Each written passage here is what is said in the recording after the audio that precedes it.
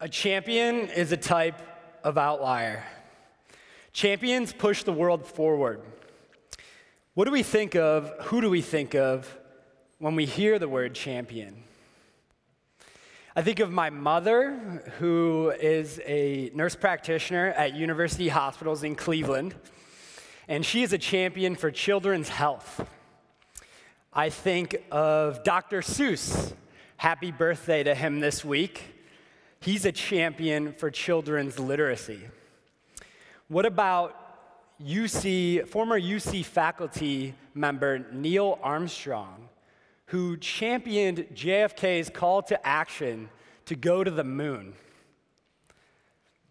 Or how about my friend Scott, who's a retired firefighter that works on staff here at Crossroads and was a champion for your safety here today because he's the facilities manager. Champions, it's not about them, it's about their cause. I want to share with you 4 golden rules for being one of these types of people. So the way that these came about was through a study, a year-long study that I did on leadership. So the first one is generous company. So what does that mean? Generous company basically means you have 2 ears and 1 mouth. We have to make people feel that they are at the heart of the matter when it pertains to being one of these types of people. The second attribute is emotional wisdom. And what does that mean? Emotional wisdom means that you recognize that your cause, it will take effective leadership, it will take a goal, and it will also take relationship. Thirdly, we need self-sacrifice. What are you willing to give for your cause? You have to have skin in the game. You have to be willing to give up in order to get for your cause. And lastly, you have to have the vision. Because without vision, you will not have the capacity to make your dream a reality. What will you be willing to stop for? It has to be nothing. It's like Rocky Balboa said, you gotta be willing to take the hits. Life is not about how hard you can hit. It's about how hard you can get hit and keep going. And that is how champions are made. So these 4 rules that I shared with you, they were inspired by an individual. They were inspired by a champion for leadership. And that champion is Warren G. Bennis. So as it's said in the New York Times full-page obituary that they did after he passed away in 2014, he is the father of leadership studies. He advised 4 U.S. presidents, wrote 30 books on leadership, advised CEOs like Steve Jobs and the current CEO of Starbucks, Howard Schultz. He is also, to the University of Cincinnati, our 22nd president.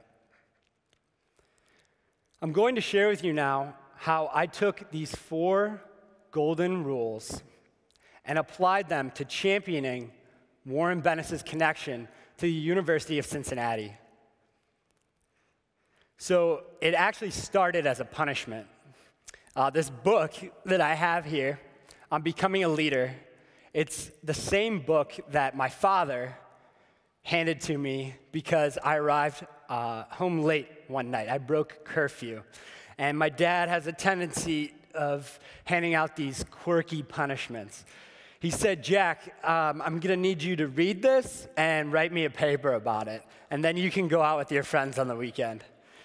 And my words per minute is not very good, so it took me some time.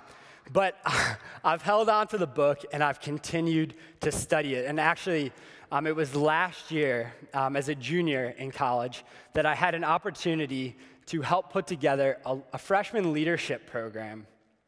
And I actually used the same book as a foundation to put together the program. And it was in developing this program that I began to develop a passion for Warren's work. So as I continued to read more of his books and his articles and the different things out there, I tried to cover everything. This even led me to start to email some of his co-authors and collaborators, and it took me as far as the University of Southern California, where I connected with an individual by the name of Marty Kaplan. And Marty affirmed my study. He said, "Jack, you're studying quite an individual. I encourage you to continue to read his work, and as a matter of fact, you should check out his memoir, his memoir that covers, all of the significant experiences and things that, he felt important to his leadership life." And I'll never forget where I was when I came across chapter 6 of this memoir. And chapter 6 was called Going State. And this chapter reflected exclusively on his time at the University of Cincinnati. It's a little-known fact that Warren Bennis actually led the transition from UC becoming, we used to be a city school, and under his leadership in 1977, we became a full state university. So it was during this time at UC that Warren, this leadership giant, he has said that it was at UC as president where I learned to be the type of leader I wanted to write about. And what I was really struck by in chapter 6 were the names. It seemed that Warren remembered all of the key players of the time. And one of the names I recognized, and that was in Tom Humes, a UC outlier, and a fellow Warren Bennis worshiper. And I actually, as a result of this discovery in the book, I reached out to Tom, and I said, "Tom, I would love to meet with you to share my experiences and my passion for leadership and Warren's work." And so we met on November 11th of 2015. And there were others with me. Dr. Jay Chatterjee, the Dean of DAP, Emeritus, and friend of Warren Bennis's, as well as the Distinguished Professor of Business, Dr. Charles Matthews, who advised my development of that freshman leadership program that I mentioned. And I remember being in the meeting and saying, "Guys, I cannot believe, we have this connection to this amazing individual with quite a legacy. How is it that, when you walk onto the campus, how is it that you don't see, we have buildings named after all these people, and the name Warren Bennis is nowhere to be seen. What can we do about this?" And let me tell you, what happened next was a conversation that would continue for the next year and several months about how we would champion Warren Bennis. How could we bring the father of leadership back to the University of Cincinnati? What would happen if we took what's in that book and we shared it with everyone, not just that freshman class, but everyone at this university? Well, that initial group that met on November 11th grew to 10. And over the ensuing year and some time, our vision started to become a reality. Last week, President Pinto sent out a university-wide email announcing the inaugural Warren Bennis Leadership Experience. This will take place next month, and it will celebrate the leadership legacy of Warren Bennis. And let me give you a glimpse inside of what that program will look like. In the morning, we will hear from some of the same names that were in that Going State chapter. They will establish and provide the foundation of the program as to why we should celebrate this individual and how he is, in fact, a UC outlier that deserves to be celebrated. And then we will move into the afternoon. And that is where we will hear from some of the individuals that Warren Bennis mentored, two in particular, The first being Myron Ullman, a two-time CEO of J.C. Penney, an alumnus of this university, as well as the current CEO of Starbucks, Howard Schultz. There's power there. And I'm looking forward to April 7th. Now, I had a meeting just this week, and it was with the president's office. And we talked about kind of where things were at because we opened up the RSVP link this past week. And in a matter of 3 days, there had been 500 RSVPs. We're already talking about having to close down the link. And the idea here, in summary, is not that you need to go start the next big leadership conference.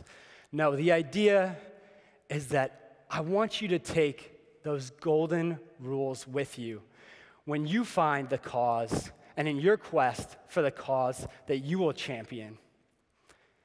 And I'll go through them very briefly once more. You've got to listen.